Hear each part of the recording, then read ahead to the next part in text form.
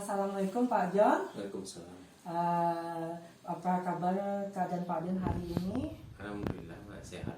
Oke, nah sekarang kita akan melakukan apa ya Pak John, supervisi akademik ke atas pembelajaran Pak John di dalam kelas ya. Ya. Oke, nah sebelum kita akan melakukan observasi dalam kelas, kita akan melakukan dulu beberapa ada percakapan kita pra observasi kelas ya namanya ya Pak John ya. Oke Pak John. Nah pada pra observasi kelas ini ada beberapa hal yang akan kita bicarakan. Oke, jadi tujuan kita kali ini yang pertama yaitu ya Pak John, kita tentukan tujuan kita dulu, yaitu kita akan mempersiapkan apa yang akan kita lakukan di dalam kelas. Maka ada pra observasi kelas. Jadi itu yang akan kita bahas sekarang. Oke. Di sini apa tujuan pembelajaran Pak John yang akan Pak John laksanakan nanti di kelas nanti saat kita melakukan observasi dalam kelas supervisinya? Saat ini pembelajaran sudah mau berakhir ya Pak ya. Iya. Tentang materi terakhir itu tentang pluralisme rencananya. Oke, tentang pluralisme. Jadi tujuan pembelajaran nanti yang akan diobservasi yaitu tentang pluralisme, yaitu menjelaskan pengertian pluralisme, mendeskripsikan bentuk-bentuk pluralisme, mendeskripsikan latar belakang terbentuknya pluralisme serta fungsi dari pluralisme tersebut bagi bangsa Indonesia. Oke. Nah sekarang apa area pengembangan yang akan hendak Pak John capai di dalam pembelajaran tersebut? Mungkin kalau tahap awalnya, tahap pokok dari apa ini, areanya itu peserta didik memahami dulu apa itu pluralisme. Kemudian setelah itu nanti kedepannya mereka bisa menyesuaikan diri kalau seandainya mereka berada di tempat yang baru, yang lebih beragam kebudayaan adat istiadat agamanya. Dan yang terakhir yaitu mereka merasa bangga menjadi bangsa Indonesia, menjadi orang Indonesia, ada cinta terhadap tanah air. Sangat bagus sekali ya Pak John, berharap nanti bisa dilaksanakan ya. Kemudian rencana aksi Pak John, bagaimana strategi dalam persiapan nanti pembelajaran Pak John dalam menjelaskan tadi tentang pluralisme tersebut dan area pengembangan yang tidak dicapai tersebut. Rencananya metode model pembelajarannya dipakai discovery learning. Sedangkan metode pembelajarannya nanti ada diskusi kelompok, melakukan beberapa teknik literasi seperti mengamati tabel, menganalisa tabel, kemudian memahami narasi dengan mengambil kesimpulan dari narasi tersebut.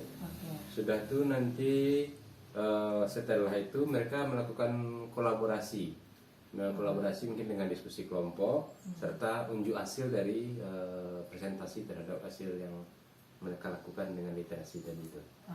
Sangat sudah terencana dengan secara detail ya Pak John ya. Sangat bagus sekali. Nanti mari kita bisa saksikan bagaimana Pak John mempraktekannya, simulasi mengajarnya dalam kelas nanti ya Pak John. Jadi ada beberapa catatan khusus dari saya ya Pak John. Nanti kita perlu persiapan media pembelajarannya bagaimana. Kemudian kita perlu juga bagaimana kesiapan peserta didik seperti itu.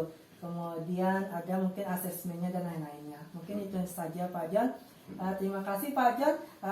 Mungkin tanggung jawab dan komitmen bisa Pak John pegang sesuai dengan yang telah direncanakan ini.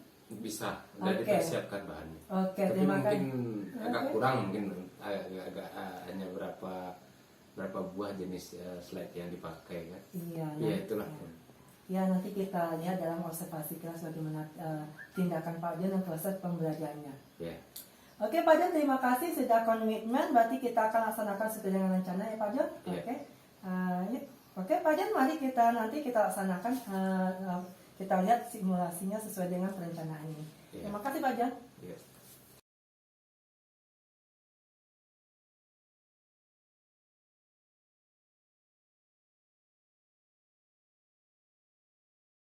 Assalamualaikum warahmatullahi wabarakatuh. Waalaikumsalam warahmatullahi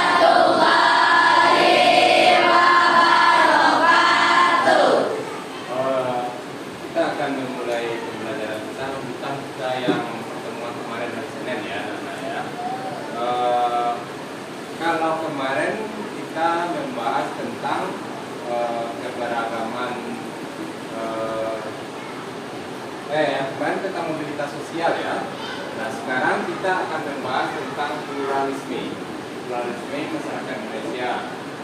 Di pertemuan akhir kemarin sudah sama-sama kita bahas tentang kalian mengikat di rumah saya berapa mampu, ya kan? Nah, sekarang kita membahasnya, Bapak menjelaskannya lagi. Nanti setelah itu, setelah Bapak jelaskan sebagian, kalian nanti Bapak tampilkan beberapa gambar dan kalian buat beberapa bentuk pluralisme, keberagaman beragama, tentang suku di Indonesia, dan nanti terakhir kalian simpulkan berdasarkan setelah kalian melakukan literasi tentang apa manfaat, apa fungsi dari pluralisme di Indonesia. Ya, buku kalian sudah dikeluarkan semua. Nah, silakan nanti kalian amati gambar ini, kalian kira-kira di bukunya apa yang berkaitan dengan pluralisme berikut ini. 3. Nah, kalian perhatikan gambar berikut ini. Ya, kalian perhatikan gambar berikut ini. Nah, nanti sesuai dengan materi pembelajaran ini, ada beberapa tujuan pembelajaran yang harus kita capai. Yang pertama, kalian nanti bisa menjelaskan pengertian pluralisme Indonesia. Itu yang pertama dulu. Kalian harus bisa, semua kalian harus paham, harus bisa menjelaskan pengertian dari pluralisme di Indonesia. Terus yang kedua, setelah kalian nanti mengamati gambar ini, kemudian kalian melakukan kegiatan literasi, kalian bisa mendeskripsikan nanti, kalian ceritakan dengan singkat apa bentuk-bentuk pluralisme di Indonesia. Yang ketiga, yang terakhir, setelah itu, setelah kalian melihat gambar, melakukan kegiatan literasi, di bagian dari tugas kalian masing-masing juga, boleh kalian kerjakan berkelompok, sebaku-sebaku, boleh juga kalian kerjakan sendiri. Nah, setelah itu kalian bisa memberikan sejenis penjelasan mengapa apa yang melatar belakangi terjadinya pluralisme di Indonesia. Paham tujuan pembelajarannya? Perhatikan gambar berikut ini. Buka bukunya. Kalian tulis di buku kalian. Bapak beri waktu sekitar 10 menit. Ini merupakan gambar apa menurut pemikiran kalian? Berdasarkan apa yang telah kalian kerjakan di rumah ya, tentang pluralisme ya.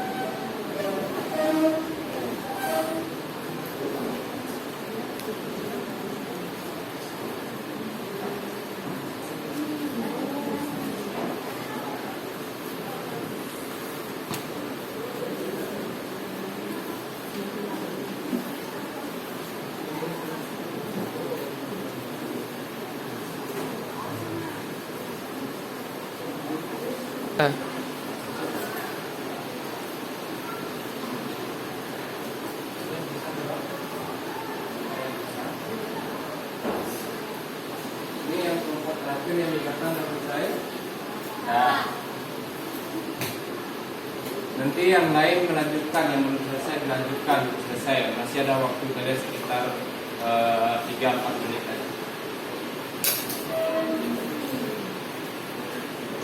sudah melakukan kegiatan literasi dan kemudian berdiskusi dengan teman sebangkunya. Sekarang Bapak ingin lihat apa yang telah kalian lakukan. Nanti kalian bacakan hasil pengamatan kalian tentang pluralisme dengan literasi tersebut.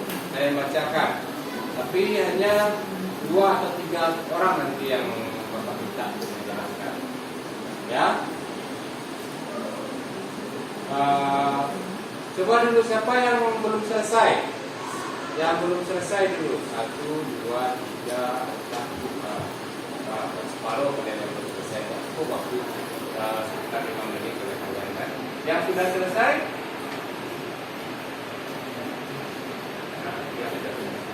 Nanti kalian yang sudah selesai, kalian presentasikan apa yang cukup di bangku. Kalian mau maju ke depan atau di bangku saja?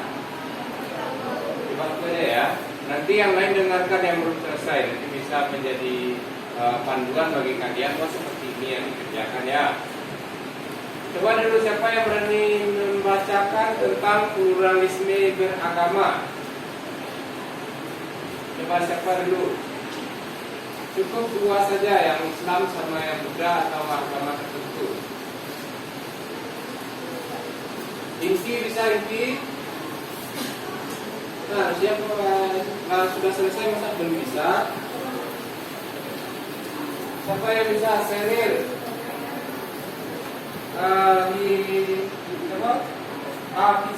Pizza suaranya walaupun badannya kecil tapi suaranya lantang biasa. Coba Pizza dulu, Pizza bacakan. Berdiri ya Pizza. Sebutkan nama seperti presentasi biasa. Sebutkan nama, saya akan menyampaikan. Ya, coba.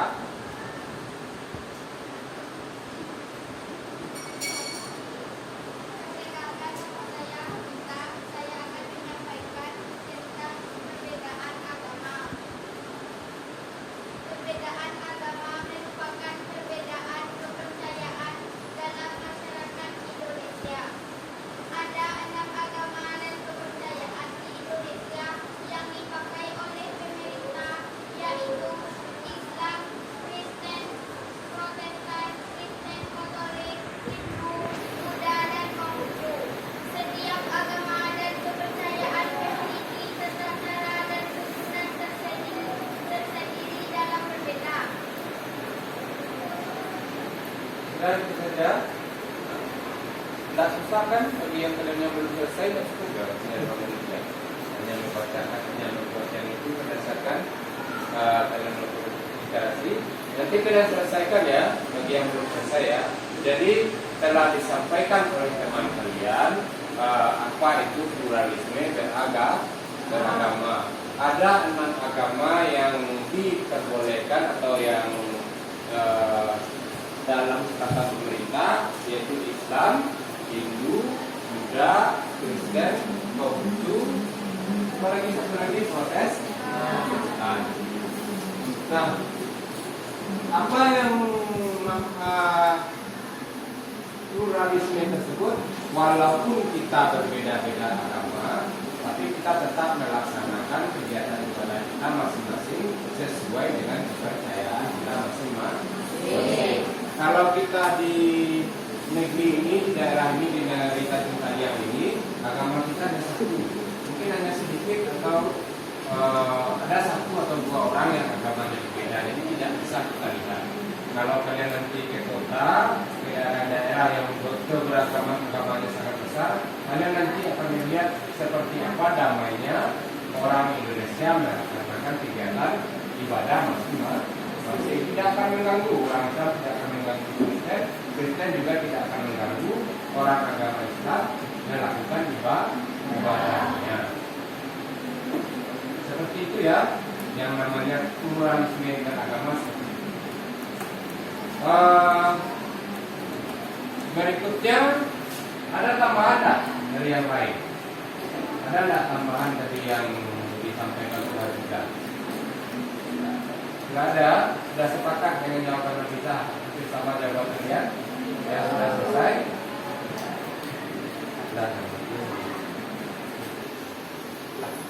Nah, ini berikutnya lagi. Ini Bapak kasih ke waktunya nanti 5 menit. Eh, jadi keberagaman di Indonesia itu tidak hanya keberagaman beragama, tapi juga keberagaman adat, istiadat, dan budaya. Nah, perhatikan gambar berikut ini. Kalian buka buku kalian halaman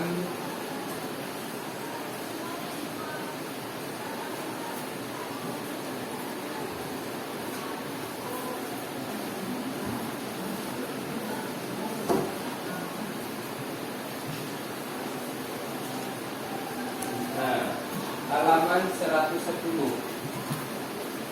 Di buku kalian itu ada tabel tentang keberagaman suku bangsa. Nah, sekarang silakan kalian baca, kalian pahami, dan kalian teruskan di buku kalian hasil pemahaman kalian mengamati pluralisme dalam kebudayaan suku-suku bangsa di Indonesia. Silakan, ada waktunya 5 menit.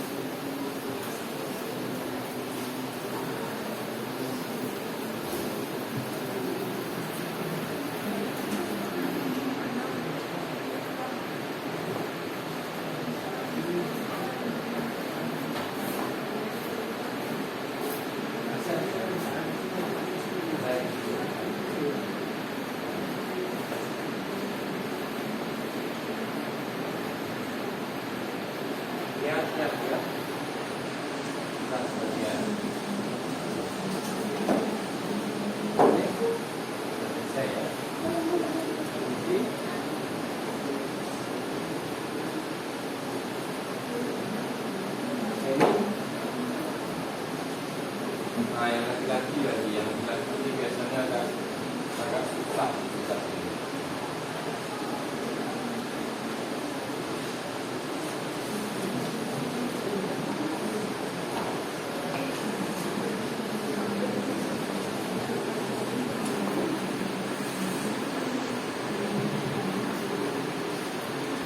Nah, sekarang untuk yang pluralisme dalam suku bangsa dan budaya,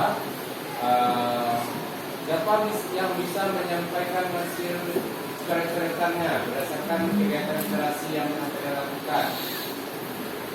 Luna, coba dulu berani menyampaikan hasil coretannya. Monik, Monik dulu, coba Monik. Ya.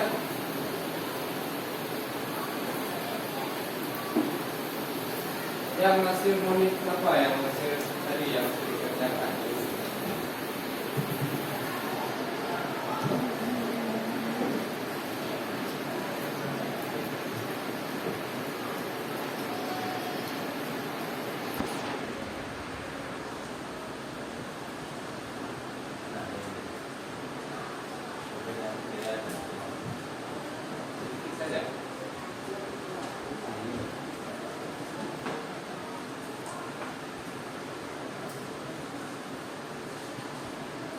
Yang unik sebutkan namanya.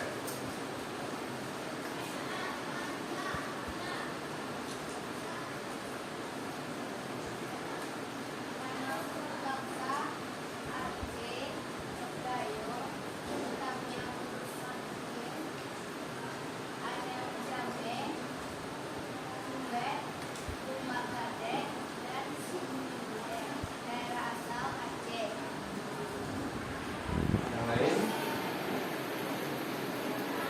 lainnya.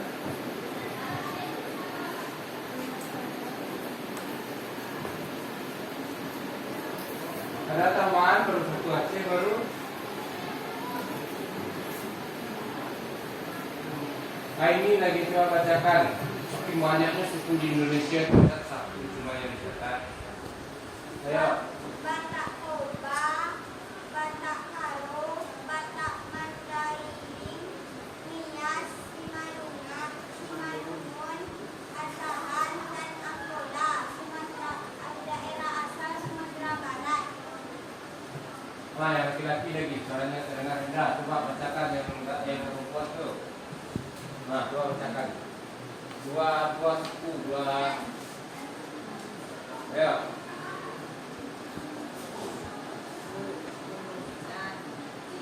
Yang kencang suaranya. Terdengar nak sama Tia di belakang suara Indra. Nah, nak, yang kencang. Kamu laki-laki. Yang keras suaranya.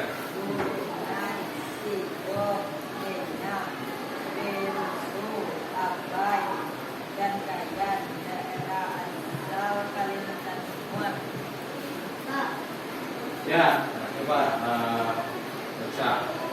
Minangkabau, Gusti Penyago, dan Kototo, Panjali, Situbang, dan daerah asal Sumatera Barat. Ada lagi, banyak lagi kan? Nah, itu baru sekitar 4 atau 5 suku yang dijelaskan baru. Setiap suku yang ada di Indonesia itu berbeda-beda. Kebiasaannya berbeda, agamanya berbeda, upacara-upacara adatnya berbeda, rumahnya pun berbeda modelnya, pakaian adatnya pun berbeda. Nah, kalau seandainya kita tidak ada toleransi, maka yang akan terjadi adalah kita akan terjadi konflik. Makanya kita harus saling menghormati budaya dan kebiasaan orang lain. Kalau orang Minang misalnya dengan budaya yang harta warisannya mengikuti perempuan, kalau di Jawa maka yang terjadi adalah laki-laki lah yang memegang warisan. Semua kita berbeda dan tidak ada yang buruk dari keadaan adat istiadat Indonesia. Ada satu lagi, ada nggak yang kalian catat tadi dalam waktu 5 menit tadi? Mengapa terjadi perbedaan antara sebuah provinsi atau wilayah lainnya? Menjadi perbedaan adat istiadat. Kenapa seperti itu? Ada nggak kalian baca? Ada yang membaca? Ada yang menyimpulkan? Ada nggak?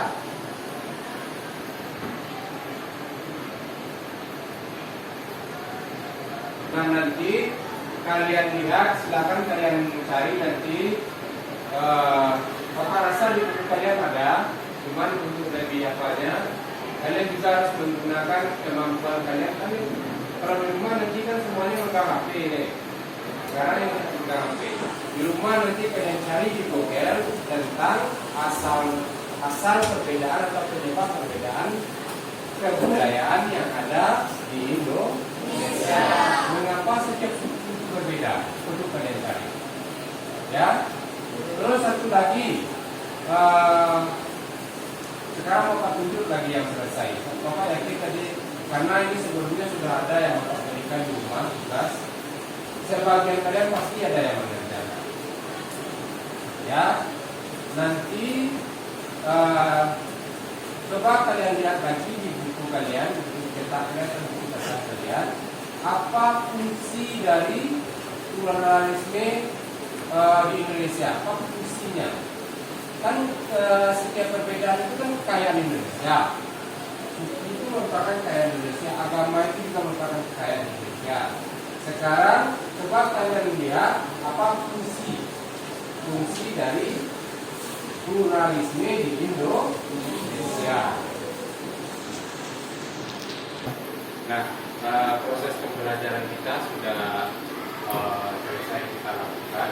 Kalian sudah melakukan beberapa kegiatan diskusi, kegiatan literasi, kemudian kalian bisa melakukan presentasi, kalian bisa mengumpulkan juga pembelajaran bersama dengan pembelajaran. Ini adalah sebuah, mudah-mudahan berikutnya nanti akan lebih baik lagi itulah. Ya. Nah, aplaus untuk kita semua.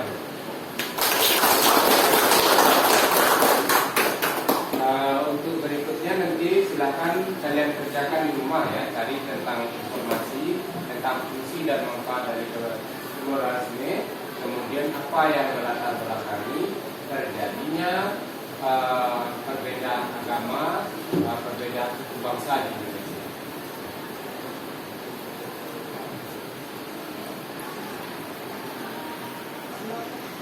Nah, untuk pembelajaran kali ini Bapak tutup dengan ucapan Assalamualaikum warahmatullahi wabarakatuh.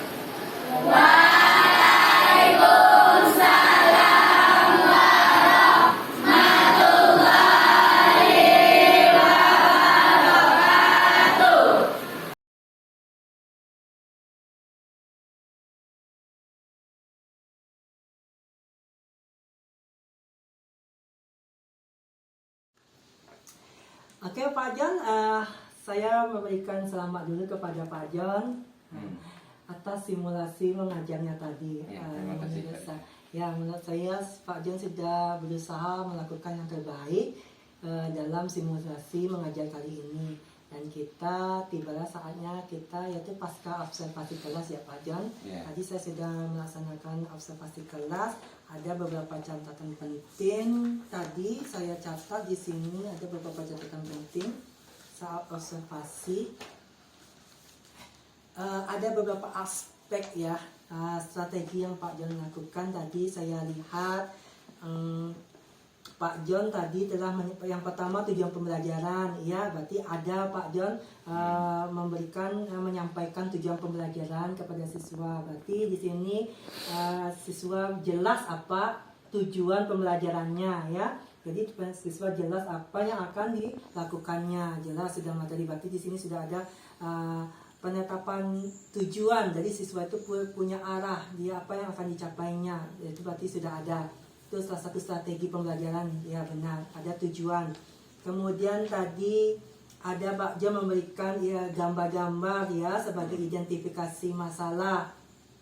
Menurut saya berarti sudah ada pengembangan untuk bagaimana siswa itu nanti apa yang mau dipelajari, apa kaitannya dengan kehidupan sehari-hari. Tadi ada gambar-gambar yang memang berhubungan dengan keanekaragaman pluralisme di Indonesia.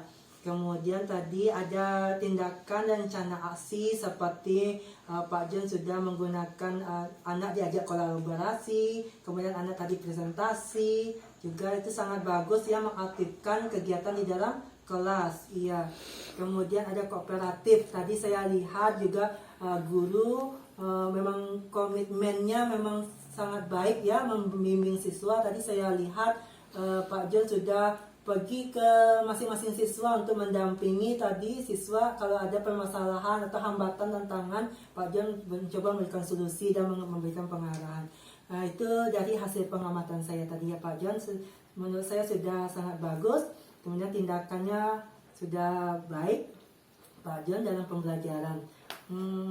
Mungkin Pak John bisa memberikan jadi menurut Pak John tadi sudah sesuai nggak alurnya? Sekarang saya meminta pendapat dari Pak John dulu terlebih dahulu, catatan refleksi Pak John bagaimana atas kegiatan di dalam kelas tadi. Mungkin ada beberapa yang terutama dalam media slide-nya hanya dua gambar yang saya tampilkan mungkin, tapi sudah cukup mewakili karena itu yang menurut saya yang bisa saya sampaikan. Kemudian tadi dilihat juga ada beberapa anak yang memang tidak kurang mengikuti kegiatan, karena dari sekitar 25 orang yang bisa menyelesaikan hanya sekitar tugas atau instruksi yang disampaikan hanya sekitar 7 atau 8 orang yang menyelesaikan, sementara sebagian malah tidak selesai. Mungkin ada 1-2 malah yang tidak membuat. Nah, seperti itu. Nah, itu mungkin kendala yang saya rasakan waktu pembelajaran tadi. Oke, nah jadi sekarang kita dapat salah satu tujuan kita secara pasca observasi kelas tadi, kita dapat di sini kita bisa diskusi lebih lanjut ya Pak John tentang tujuan pembelajaran. Berarti di sini tujuan pembelajaran tadi, ada nggak tujuan Pak John lagi dalam mengatasi tujuan yang lebih mengkhususkan lagi nanti tentang pembelajaran ini yang bagaimana seperti itu? Mungkin yang bisa diapakan untuk mengaktifkan anak yang tadi yang kurang gitu kan, mengaktifkan anak ya. Itu yang mungkin saya minta apa kira-kira yang bisa saya lakukan untuk mengaktifkan anak tersebut. Bisakah Pak John mengidentifikasi lebih spesifik lagi hambatan dan tantangannya yang Pak John rasakan dan hambatannya gitu, kemudian solusinya bisa mungkin. Jadi hambatan-hambatan apa yang Pak John rasakan, masalah utamanya? Saya pikir karakter anak kali Pak, ada yang sebagian anak itu memang karakternya kalau disuruh melakukan kegiatan yang bersifatnya serius mereka agak kurang dia. Memang karakternya seperti itu. Kalaupun seandainya kita paksa pun mungkin nggak akan ya banyak beban, malah mungkin mereka yang menjadi beban bagi mereka sendiri. Mungkin cara yang bisa saya lakukan membuat media yang lebih interaktif. Mungkin yang harus kalau dia kan tuh anaknya kan cenderung bergerak. Jadi mencari media yang bisa membuat mereka bergerak gitu. Bukan lagi media yang tipenya, kalau tadi kan banyak media anak tuh disuruh berpikir kan, gambar mereka berpikir menganalisa kan. Jadi cenderung anak yang mengerjakan itu adalah anak yang mempunyai kecenderungan berpikir, pikir membaca, yang kecerdasannya mungkin terletak dari melihat dan mendengar, bukan melakukan kegiatan. Iya, itu sangat bagus sekali Pak John, kita sudah mengidentifikasi, berarti itu yang akan kita atasi. Nah, selanjutnya apa rencana aksi Pak John atau rencana tindak lanjut untuk mengatasinya, tindak lanjut untuk kedepannya bagaimana? Kemarin sempat berbincang-bincang dengan ibu guru olahraga, Bu Del itu. Memang anak itu kalau dia malah lebih aktif di bidang olahraga biasanya. Nah mungkin kita kalau saya yang mata pelajarannya IPS kan lebih sedikit dalam gerak-gerak secara fisik gitu kan. Mungkin yang bisa dilakukan yaitu seperti membuat beberapa media interaktif. Nah kan mereka bisa saya pak Iya bagus itu Pak John, kayaknya kita memvariasikan ya, lebih banyak lagi media-medianya, jadi anak-anak itu bisa semuanya itu dipenuhi kebutuhannya seperti itu. Kemudian mungkin bisa Pak John melibatkan anak di sini. Saya lihat rencana tindak lanjut Pak John itu melibatkan anak, bisa menjelaskan sedikit Pak John membuat alat peraga oleh siswa. Alat peraga bisa dilakukan, menurut saya sangat baik sekali, bisa juga menambah dari alat peraga yang dibuat oleh guru. Tambah itu juga membuat anak-anak lebih aktif lagi, karena dia menggunakan alat peraga yang dia bikin sendiri kan. Bisa juga. Kemudian kuis interaktif di sini Pak John di sini menulis rencana tindak lanjut Pak John yaitu kuis interaktif ya. Nah, kuis interaktif seperti apa yang akan Pak John kembangkan gitu, yang bisa membuat aktif di kelas gitu. Kuis interaktif rencananya mungkin menggunakan beberapa aplikasi, mungkin aplikasi yang pernah digunakan oleh teman-teman. Contohnya seperti apa Pak Jan? Mungkin Pak Jan bisa jelaskan.